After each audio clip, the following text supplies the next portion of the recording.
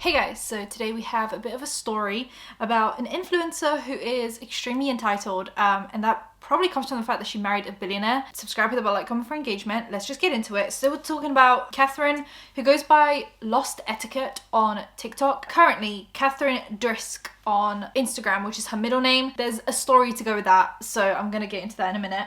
But she's essentially an influencer who recently married into a billionaire family. They're called the Asplundhs. So she will now be Katherine Asplundh. And she essentially got married and then a few days later messaged someone to get their name on Instagram because their handle was Katherine Asplundh, which she wanted. She didn't want Katherine Asplundh 1, 2, 3 _ She wanted Katherine Asplundh, which was already taken by a Katherine Asplundh, as you could probably guess.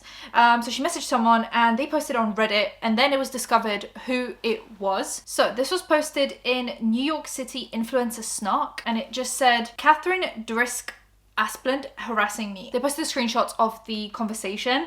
So the first one is, hi, I was wondering if I could purchase your username from you. Just got married and this is my new name. And she literally just got married, which means that within a few days of getting married, she was like, can I grab a name? Can I grab a name? Hi, congrats, that's my name too.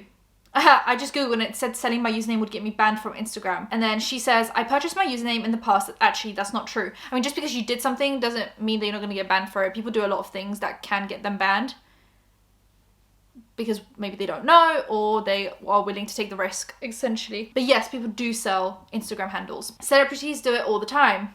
Is she comparing herself to a celebrity? That's how they all have their handles as their full names. So weird. I didn't know there was another Asplundh family out there. There are no Katherine Asplundh in our family, as if she thinks their family is the only family, because if they're billionaires, that means that everyone else got eradicated.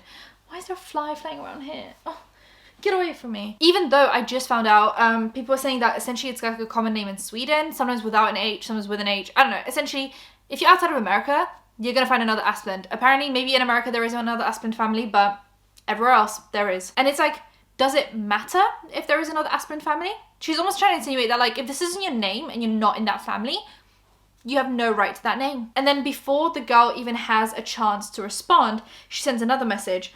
I see that you're not that active on here, but started Instagram in 2018, but changed your username 3 times. Is there any way I can get you to change your username one more time? 4 laughing faces. Trying to be very quirky and like chill girl, but actually she's like, give me a username right now. So she says, this is my Finsta. I use it for private stories. I don't want to get banned. Sorry. Which is kind of silly. And she says, I actually don't believe that your name is Katherine Asplundh. Who'd make their Finsta their actual name? It's like, okay, even if her name is not Katherine Asplundh. Like, do you think Pop Crave's name is Pop Crave? No.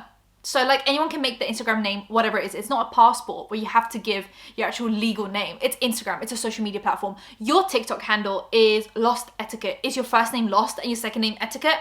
Obviously not. And if someone's name is actually Lost Etiquette, do they have the right to be like, okay, well, show me your passport then. Is your name Lost Etiquette? It's obviously not. It's like, obviously not. I reported you to Instagram. They're actually able to tell me your real name. I really hope I don't know you because that's going to be really embarrassing for you. She actually probably thinks that this is some like friend who's jealous that she married a billionaire and is doing this on purpose to spite her. Like, I'm convinced. So Katherine says, you can report me. Just did, and my fiance is too. You're asking me to do something that can get my account banned. I doubt Instagram will take that lightly. And she said, I'm asking you to change your username because you're pretending to be someone you're not. It's not a crime. It's not a crime, I promise. Because this is, once again, not some kind of illegal situation where someone's... I think it'd be different as well if someone was posting pictures of Katherine and like pretending to be Katherine on Instagram. Then yeah, you're impersonating someone. This is clearly someone's personal page where they're not trying to impersonate Katherine. They just happen to be called the same thing. And she says, my name is Katherine. And then she obviously says, which is illegal. I'm assuming she butted in kind of into what she was saying was, I'm asking you to change your username because you're pretending to be someone you're not, which is illegal. Nope, you asked to purchase my username, which goes against Instagram rules. I just reported you. And then she sends a like list of people in this Asplundh family and says, the family I just married into is the only Asplundh family in the US. And she says, I'm not American. This is why the stereotype of like Americans thinking they're the center of the universe is right in times like these. She says, do you have proof that that is your name? Like, okay, send me your passport then. Send me your passport and your national insurance number. Would love to see that. It's like, she doesn't have to do. At that point, I would have actually blocked her. Like, I don't have to entertain this conversation because like, who are you? Like, you're not the IRS, you're not the government. I'm not trying to get a passport in the wrong name. Like, who are you really to be doing this? Why do I have to send you any proof of who I am? This is my account. I've had it since 2018. I'm sorry you shared the same name, but just because you got married doesn't mean you can have my username. If you were nice, I would have considered giving it to you for free. So this is where she messed up, but you weren't. I reported you for asking me to sell my account and another report for harassing me. Have a good day. And yeah, the thing is, she is rich, obviously, because she married into a rich family. And so her first instance was just, can I buy your name? Like, can I buy it? Can I throw some money at it? Maybe she just said, hey, I just got married and our name is pretty unique, and I am a public figure. Like, do you mind swapping? Like, maybe you can take a different username and I can take your one. But she just went straight to like, can I pay you off? Can I give you some money? Can I throw money at this problem and make it go away? And not even my money. Can I throw my billionaire family money at you? And that's just what rich people do, huh? And so then people started digging and found that she posted a TikTok not too long ago about how women rush straight into changing their Instagram handles after getting married, and it's like way too soon, and they're so like eager and desperate to do it, and she finds it kind of icky and cringy. And she also talks about how she doesn't believe in like hyphenated names because it makes you look divorced or stuff like that. I don't know. The whole thing was really weird. I mean, by her name, Lost Etiquette, I can figure out what kind of woman she is. It is extremely underrated that once you get married, you don't have the same last name anymore. Like, that is really sad. I've been Katherine Driscoll my entire life, and now it's just not going to be that way. And every single one of my nicknames has revolved around this last name that I was given at birth, and now it's just gonna disappear. Trust me, I would never be that bitch to hyphenate my name. I kind of hate that shit. Like, when I see women with hyphenated last names, it looks like they're already divorced, and like they're not. I am excited to share a last name with my fiance, and it's gonna be great, but it is something sad that it's not talked about. And you know what? It should be talked about. It should be widely known that it is a really sad experience to change your last name, and there should be a funeral for Katherine Driscoll. I also feel blessed by the fact that I was given an incredible last name, Driscoll. It's amazing. It's great. Like, my whole life, people are like, wow, you have my favorite last name ever. Well, what about now? Who knows? Maybe Katherine Asplundh is going to be this like better version of Katherine Driscoll. Like, could happen.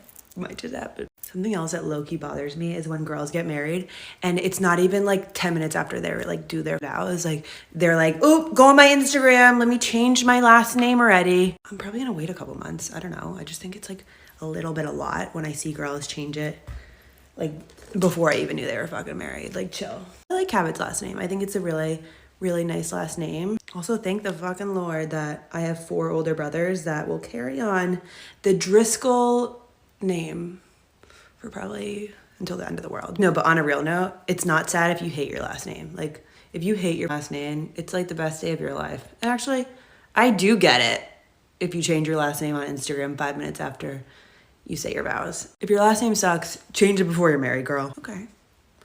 I also feel very blessed that my fiance's last name does not start with an S. If it did, then my initials would be KMS. That would be horrible. It used to be KMD, KD, like Kevin Durant, like it's an iconic initial, KD. Back to like the funeral for Katherine Driscoll. Like, if I did throw that, who would come? Like, tell me now, because I will start getting a head count for this funeral that I'm throwing for her. Because she deserves one. She was a legend. She was a fucking legend. Yeah, but if you learned anything from me, my little rant, maybe just wait a couple of days to change your name on Instagram. This is my 5-minute makeup slide and my little rant about changing my last name in 3 months or 2 months. I don't know, but what is gonna happen to me? What will happen to her? Yeah, it was very interesting that she had this opinion like not too long ago, and then she gets married and suddenly she's like, can I pay you for your name? And also send me your government information because I need to know if that's actually your name.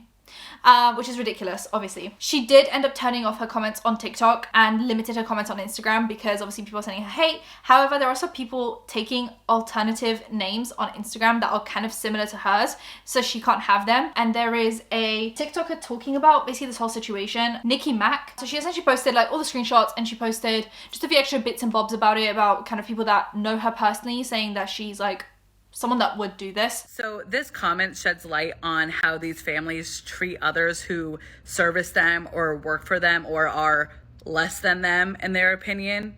Having her nanny, who's like a sister to her, lug everyone's luggage around. But it gets worse. I was just contacted by an anonymous source who knows the Asplundh family well. They said that they were insufferable. So someone DM'd me this. and said that they grew up in the same hometown and that, for lack of a better word, is not very pleasant to be around. And then ironically enough, 4 months ago, somebody posted about her on Reddit, just wondering like who she is and what she does. They said, I need to know more about her. She's so young and has this gorgeous home and doesn't seem to have a job. She does seem sweet, but I feel like something is off and I can't put my finger on it. They should go buy a lottery ticket because she's good at guessing things. Someone commented, I went to college with her. Sis has not worked a day in her life. Someone else on a different thread that's from this week said, I cannot, but fully can, believe this happened. I grew up with this girl's family. She is significantly younger than me because she's a child bride. And she recently popped up on my TikTok algorithm and I was flabbergasted that she had any following because of how out of touch, narcissistic / obnoxious she was. Her videos on TikTok are insane. Take a gander if you're bored. Someone else wrote, no, oh my God.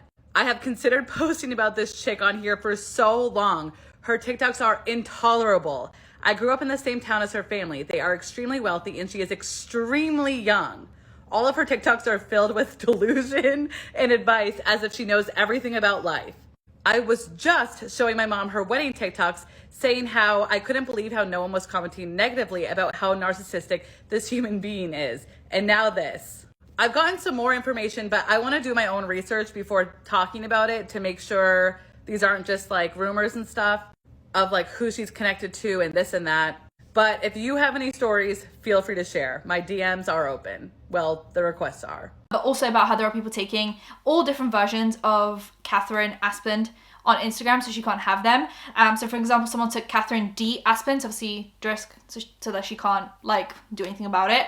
The best part about the internet is that everybody's 10 steps ahead of you. I think that every single variation of her name is now taken on Instagram. And God bless the people that have time on their hands. But the plot thickens even more, okay?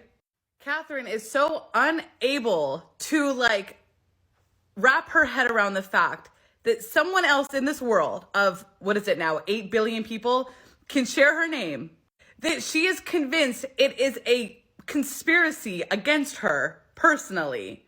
And honestly, if she has enemies like that are that petty, salute to them. But this person commented, OMG. Someone in the comments of that post is defending her, and they said she thought she was talking to a troll who took the username to spite her. The username was available a week ago. Well, Queen, you already said in your TikTok you weren't going to change your name on Instagram for at least a month. So why are you looking a week ago at if the username is available when you just got married 2 days ago?